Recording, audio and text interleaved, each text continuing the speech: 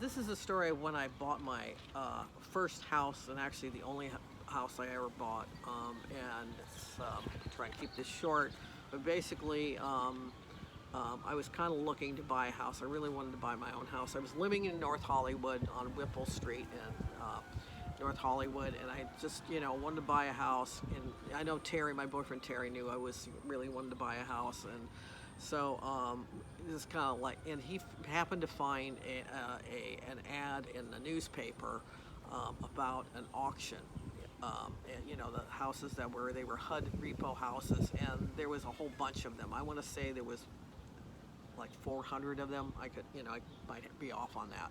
And so we contacted like one of the real estate agents that was involved in that whole thing, one of connected with it, and he was kind of like, if he hadn't seen that ad, I might have never bought that house. It's like, but so what happened is, like, we looked at the listings. There was like sheets and sheets of the listings and stuff, and they were in different areas around LA and stuff. And there were a few that I was interested in. We narrowed it down to like 3 that were actually in the valley. The one was in Van Nuys. It was like a 3-bedroom house, really nice. We went and saw it. The real estate agent went over and showed it to us. And I'm trying to, his name's escaping me right now.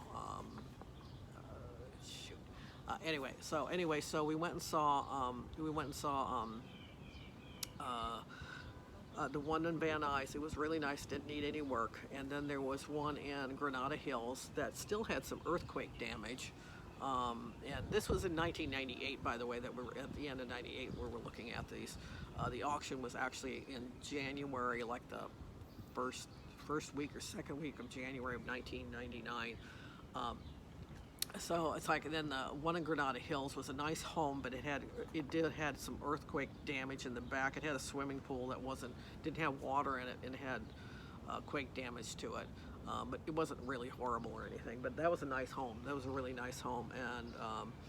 And then the other one was the one I bought, which was in Lake Balboa on Runnymede Street, which is, Lake Balboa is like part of like Van Nuys. So anyway. Wish I could think of the guy's name that I saw that helped me buy the house. Anyway,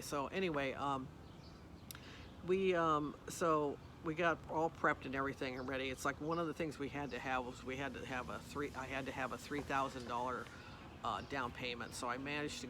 I don't know how I put all the money together.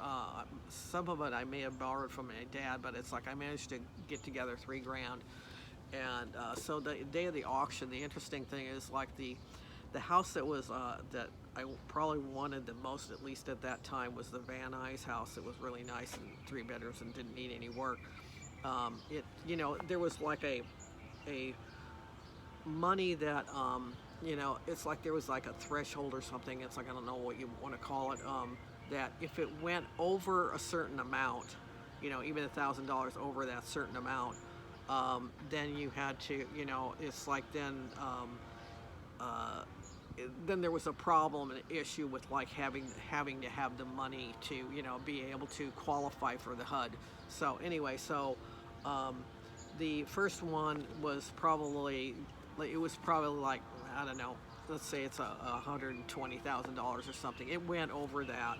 And because there were a lot of people, there was at least a few hundred people there bidding on houses and stuff, raising their hands and stuff, and a lot of them were like investors and stuff, people that bought properties and flipped them and stuff, so a lot of those, the number of people, we were sitting in the back, and a lot of those people were sitting up toward the front, and it's like, we had our little paddle, I had my little paddle thing, so that went, unfortunately, I couldn't even, like, I think, get even a bid in edgewise.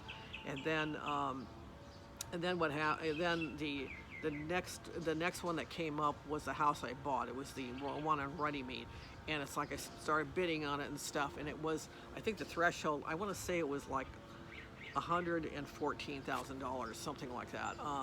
It was either 111 or 114, and I can't quite remember which one it was. But anyway, I think it was 114, and so I had it, and I actually had the bid at like. Probably like around 110 or something like that, and and the bidding stopped, and I had it, and then some asshole in the front, decided, it's like, well, I'm going to jack it up. And so he jacked it up another $1,000. And then it's like, I'm kind of like, oh, shit. The guy, the working thing, it's like, you going to bid again? It's like, so I bid again, and it's like, and then I got it up to like 114, and it stopped. I'm pretty sure I got it at 114. And other guy stopped bidding, so he jacked it up a little bit for me, so I paid more than I probably should have for the house, but I was thrilled I got it.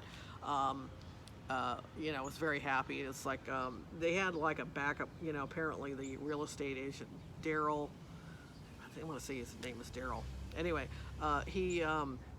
they had a backup plan because they were, Terry was actually concerned that I wasn't going to get the house and stuff because I wanted it so bad. So they actually were going to show me other houses if I didn't get one of the houses.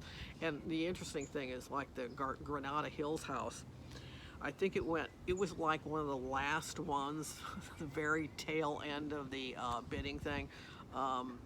And it's a good thing I didn't wait to bid on that one because it went over that threshold thing. So it's like, I'm kind of glad I didn't wait. So I got and Terry said that that's the house that he felt like I should have had anyway, the one that was in Lake Balboa. So that's how I got the house.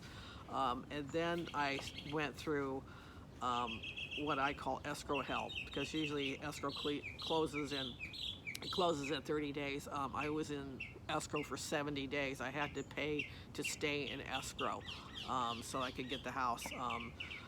And that's because it was a HUD repo, and I think I had to get like certain I don't know, some repairs or something. I had to line things up, and it was inspected, and I can't remember all of it, but it was like, I call it escrow hell. And escrow closed. It closed in April, like around, and I used to know the exact date, but it was like around right at the beginning of April. And it's like by the end of March, like around the 20th or so, we knew it was going to finally close. So we started packing stuff up and everything, and we actually started moving in. So the one nice thing about the house is that the one thing that, it needed work, it was a repo, so it's like it did need interior work and stuff, so I was going to do a little bit at a time and so on. And I eventually got everything fixed up on it. The one nice thing about it is that it did not need a new roof, because the previous owner had just put a new roof on, so I never had to do any. I think I had to do some minor roof work before I sold it, but it had a nice new roof on it, so I didn't have to go to that expense of buying a new roof for it.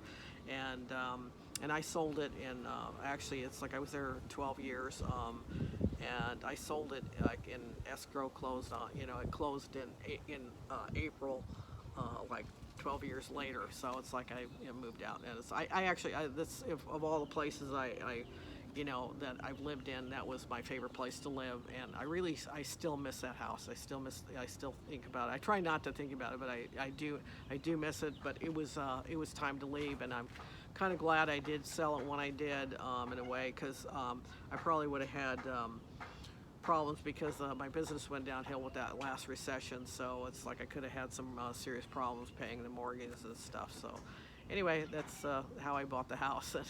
Daryl DJ Frank. Was it DJ Frank? I'll remember his name eventually.